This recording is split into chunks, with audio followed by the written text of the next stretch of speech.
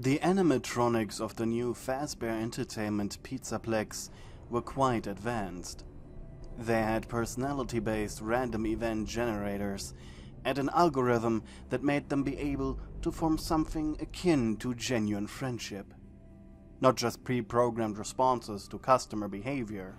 Because of that, the machines between each other were quite close, their friendships only influenced by their base limitation settings. For example, Freddy and Chica's friendship would never be below friends and never above besties. These limiters were quite important, as it would be a marketing nightmare to have to deal with the glam rock band breaking up because of the dispute. The owner of the Pizzaplex called this controlled freedom. However, there was one problem with these settings. And that was the simple fact that due to the random nature of them, the animatronics could and would have these friendship moments during the night as well, when there were no customers around to witness them or participate with. Sure, it could be something as simple as Freddy vs. Monty golfing, but it could be a once-in-a-lifetime event too, like Chica complaining about fried chicken to Freddy, who then comforts her with Fazbear-friendly responses, designed to make the competition look bad. The marketing team was incredibly upset that that scenario actually happened. This was one of the many reasons the animatronics were supposed to be in their green rooms of dedicated areas during nighttime, as the machines couldn't generate events when they weren't close to another. Though, tonight, there was a technical issue. The night guard was sitting in one of the offices when all lights in the Pizzaplex suddenly turned off, and the loud clank of metal indicated that all security doors had opened. That was a fire safety measure. This meant that the Plex was out of energy, a complete and utter blackout. So the man simply grabbed his flashlight and his phone before making his way to the entrance to call the engineers to fix it. Meanwhile, however, the animatronics were free to roam. The blackout had frightened you, as you were up in the rafters, gliding your nimble body across the pipes and iron bars, like an octopus attempting to climb out of its tank. Obviously, this was a feat impossible for most humans. Thankfully, you weren't one. You were the security puppet, unique to the new Pizzaplex. After the first one crumbled, adding additional support to the security guards seemed like the best option, but for reasons unknown to most adults, the security puppet line of animatronics was always super popular with children and teens alike, their uncanny, almost goth appearance being super attractive to the more edgy teen crowd, and their somewhat clownish facial features with the funny little belts was just entertaining enough for toddlers to enjoy. You were a sort of mobile camera system that positively interacted with children. Your body was made up of many segmented parts, allowing you snake-like movements for your arms and legs. There were even additional seams in your chest, which was vaguely feminine shaped to allow you to fully wrap around pillars, pipes, and intruders, like a living rope. Your endoskeleton was entirely covered by thin black polyester cloth that was sleek and somewhat shiny, and water repellent, so technically you could be fully submerged in water and not break. It even covered your hands and fingers. However, to make you look more like a puppet of sorts, a soft shell glove had been sewn into your hand. Your head and face had been specifically designed to give you a more movable mouth, to allow for more expressions. It itself looked like an older puppet design with only very faded pink for your cheeks, and a black dot slightly above your upper lip to make it look like you had a little mole.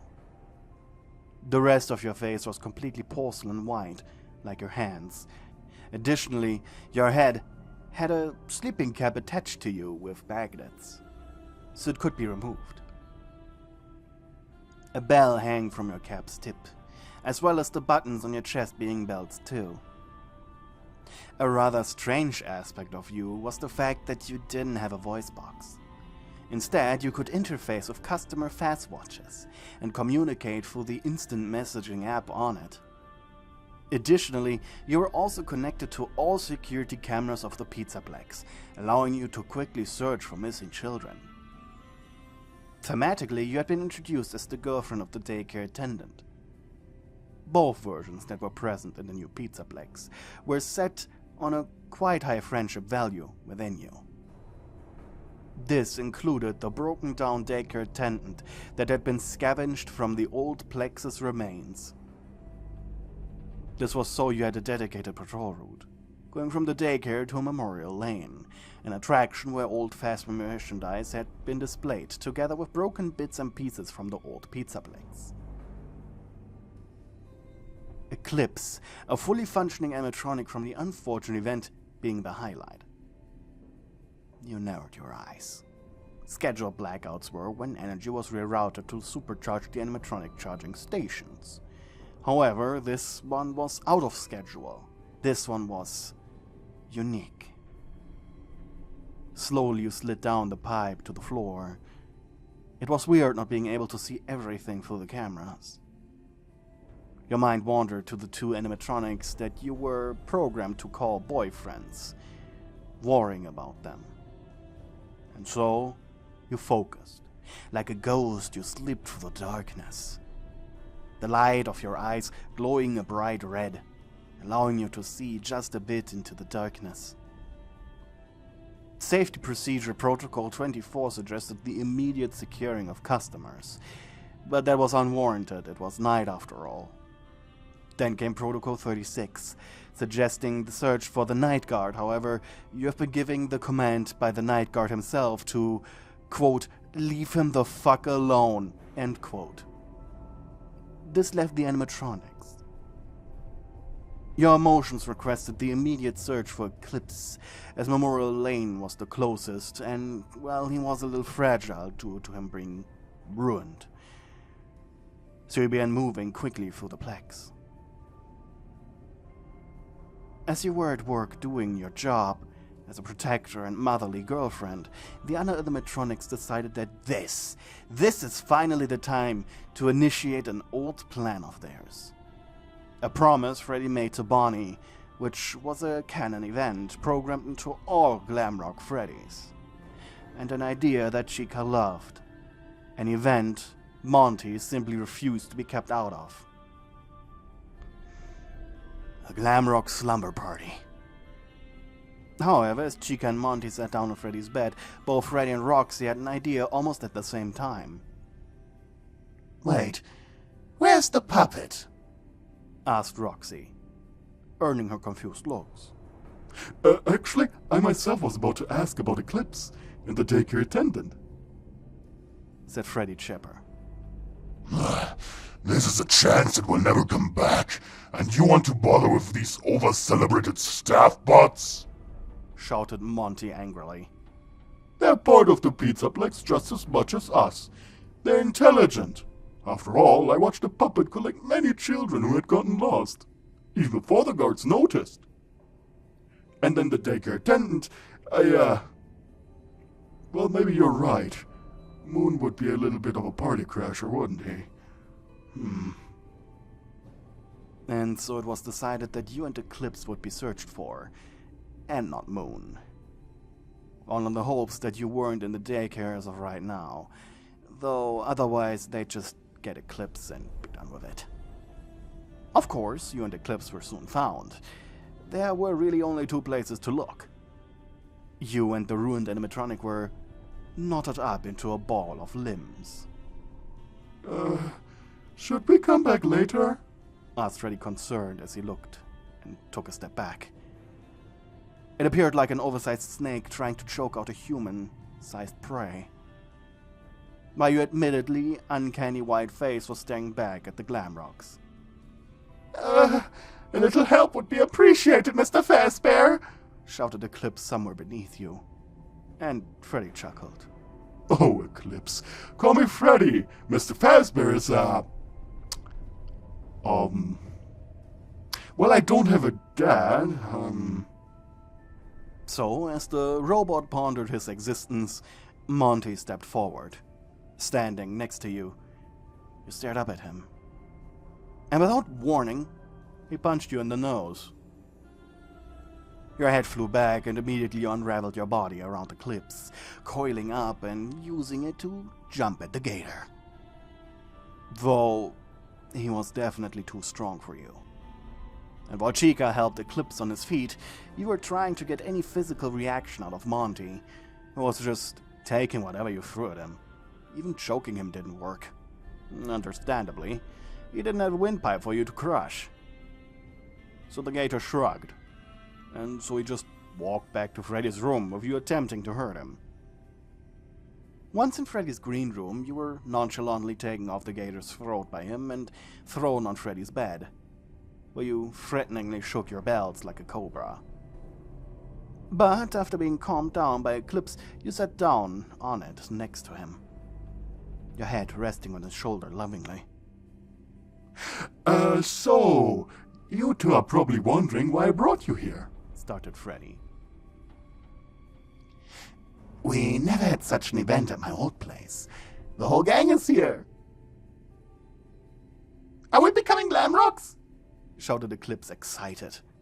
He dreamed of being on stage with the others for a very long time, and considering he was technically the oldest in the room, that was a really, really long time.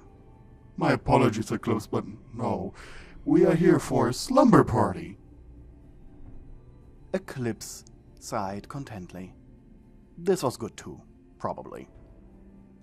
Excited, the shattered robot clapped his claws together. I've been programmed to throw the most entertaining slumber parties. Yeah, for toddlers, snickered Roxy. Offended, you looked at her. Seems like you were the only one who heard her.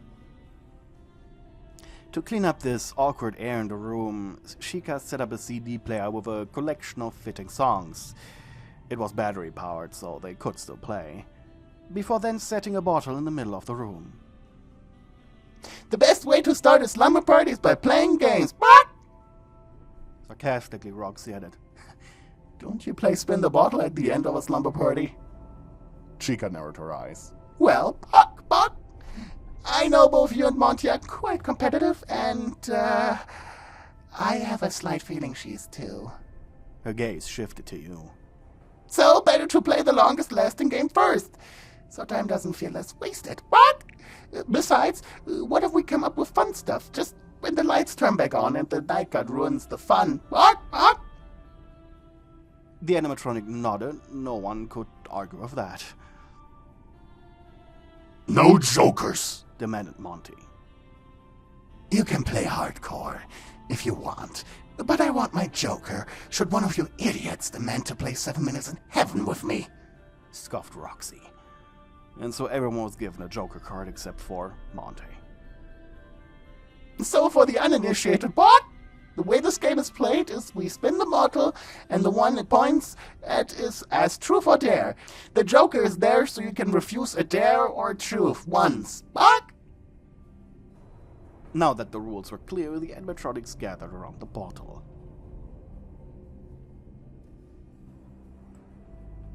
Since you couldn't talk, you were given a marker so you could write answers on Freddy's whiteboard. Of course, the truths were just random character trivia sourced from their own databanks to which the machines all had access to. But thankfully, their careful programming suppressed the fact that everyone already knew the answers to the questions they were asking. Meanwhile, the dares, especially the Monty ones, were quite, well, daring. Though the game still didn't seem to end. Most animatronic batteries were quite low at this point, but no one wanted to stop, even after the lights were back on. Roxy, however, was the first to go down. She just stopped moving mid-cheerleader routine during a dare and fell limp onto Freddy's bed. Oh dear, should we charge her? No, Bear. She lost. Monty took hold of the bottle weakly. He too was giving out. And so the game continued. I would like to mention there's a 50-50 chance I never turn back on without energy, so I should charge, maybe. In fact, I haven't been off since I awoke in the ruin, said Eclipse meekly. The remaining animatronics now looked at him, including you. Freddy clapped his hands in a friendly manner. Well, then how about you and Eclipse play 7 minutes in heaven in my charging station? That should give you the necessary energy. Wait, it's my turn, Bear! Barked Monty. Please do it for them. Eclipse whimpered as he looked at you. You had an ever-present smile, though now it felt smug. You definitely were looking forward to that. Monty scoffed. Fine. With his hand he turned it to Eclipse. 7 minutes in heaven for you. Your funeral. In the same turn, however, he took away Eclipse's joker. And in the meantime I used your joker to continue playing with these extras, since you made me waste my turn. Again Eclipse whimpered, while you jumped up happily, making a ballerina twirl. It's not that Eclipse was afraid of you, he just was quite shy. Especially since he was in this sorry state. Chica stood up, gently nudging the ruined animatronic into the back room where the charging station was. Of course, you were all for it. Twisting your body at the back end of it, arms spread out. Have fun, fun, fun, fun. What? Chica was starting to malfunction due to the lack of energy. She most likely would be the next one to pass out. But honestly, you didn't care. Eclipse was now tightly pressed against you. The charging station being a little too small for the two animatronics, even with your agile body.